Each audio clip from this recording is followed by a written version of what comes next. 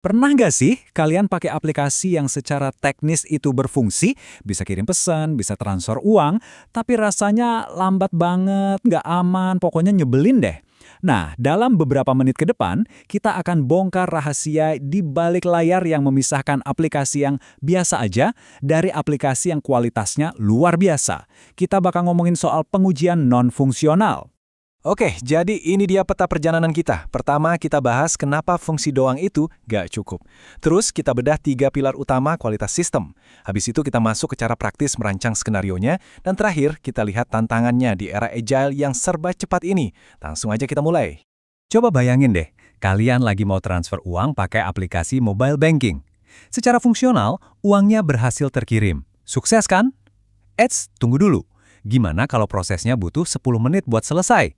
Wah, pasti rasanya aplikasi itu gagal total. Nah, inilah inti masalahnya. Fungsinya jalan, tapi pengalaman penggunanya hancur. Disinilah letak perbedaannya. Di satu sisi ada yang namanya functional requirements. Ini menjawab pertanyaan, sistem ini bisa ngapain aja sih? Contohnya ya menyimpan data. Tapi di sisi lain yang jauh lebih krusial ada non-functional requirements atau NFR. Ini menjawab gimana cara sistemnya bekerja. Nah, disinilah kita bicara soal kecepatan, keamanan, dan keandalan. Dan kutipan ini, nih benar-benar mengubah cara kita memandang pengujian. Menurut Aman dan Offwood, testing di zaman sekarang itu bukan lagi soal berburu bug. Tujuannya adalah ngumpulin bukti kalau sebuah sistem itu beneran berkualitas. Nah, pengujian non-fungsional inilah yang jadi bukti paling sahih dari kualitas tersebut. Oke, selanjutnya, ayo kita bedah 3 pilar utama yang jadi penopang sebuah sistem berkualitas: performa, keamanan, dan skalabilitas. Pilar pertama itu performa. Seperti yang ditekankan Paul Jorgensen, tujuan utamanya itu bukan cuma ngejar cepat sesaat, tapi konsistensi. Sistem yang kadang cepat tapi sering nggak stabil, itu jauh lebih buruk daripada sistem yang mungkin nggak secepat kilat, tapi bisa diandalkan terus-menerus. Ada 3 jenis utama pengujian performa yang perlu kita tahu. Nah, serunya di sini, tiap tes ini punya pertanyaan uniknya masing-masing. Load testing itu nanya, gimana performa sistem di jam sibuk biasa? Terus, stress testing lebih ekstrim. Dia nanya, sampai titik mana sistem ini bakal jebol dan gimana cara dia pulihnya? Dan yang terakhir, endurance testing. Ini kayak lari maraton. Pertanyaannya, sistem ini kuat nggak kalau digebar terus-terusan selama 24 jam? Pilar kedua, keamanan. Ini bukan cuma soal nangkis hacker ya. Pengujian keamanan itu memastikan 3 hal penting. Pertama, kerahasiaan data kalian. Kedua, integritas. Artinya data nggak bisa diubah sembarangan. Dan ketiga, ketersediaan. Jadi sistemnya tetap bisa dipakai meskipun lagi ada upaya serangan.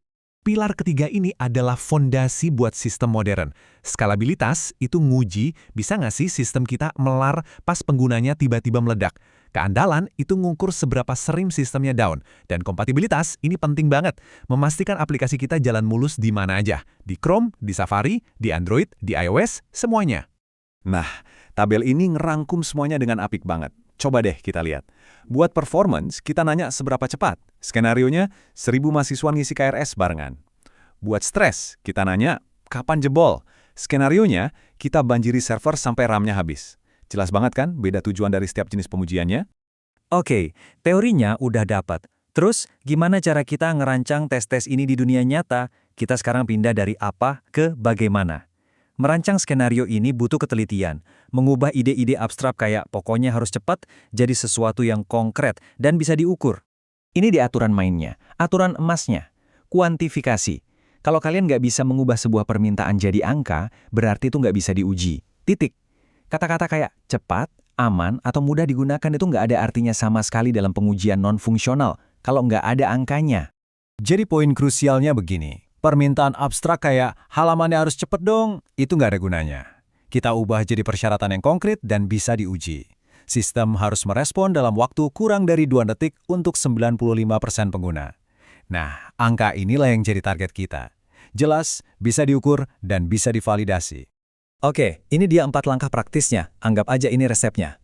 Pertama, tentukan metriknya. Misalnya latensi harus di bawah 2 detik. Kedua, buat profil beban yang realistis. Jangan langsung hajar 1000 pengguna, tapi naikkan pelan-pelan. Ketiga, tulis skenarionya secara rinci. Dan keempat, yang paling penting, pantau terus CPU, RAM, dan database selama pengujian buat nemuin biang kerok masalahnya. Sekarang kita masuk ke tantangan zaman now, Agile. Gimana caranya semua pengujian ini bisa masuk ke siklus pengembangan yang super cepat, di mana kita sering dihadapkan pada pilihan, mau rilis fitur baru secepatnya, atau mau bangun sistem yang stabil dulu? Jawabannya, konsep yang namanya shift left. Gampangnya, geser ke kiri. Maksudnya, jangan tunggu sampai proyek mau selesai buat nguji performa dan keamanan. Tarik semua aktivitas pengujian ini ke tahap paling awal. Kualitas itu harus dipikirin sejak hari pertama, bukan di minggu terakhir sebelum rilis. Kenapa harus begitu? Karena kalau kita abai, kita bakal numpuk yang namanya utang teknis. Ini beneran kayak utang di bank.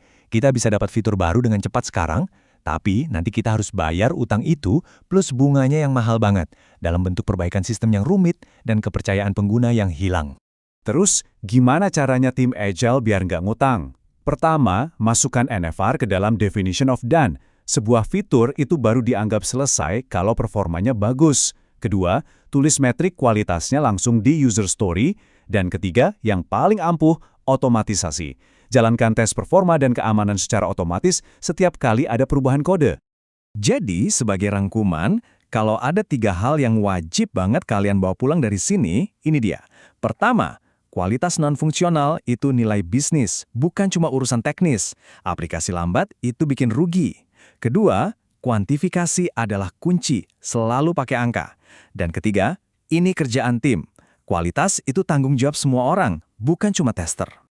Sebagai penutup, saya mau tinggalin satu pertanyaan buat kalian renungin di proyek kalian masing-masing. Saat dihadapkan pada pilihan antara merilis fitur baru yang keren atau memastikan aplikasi yang sudah ada tetap stabil dan aman, di mana tim kalian menumpuk utang teknis? Karena pilihan itulah yang akan menentukan masa depan produk kalian.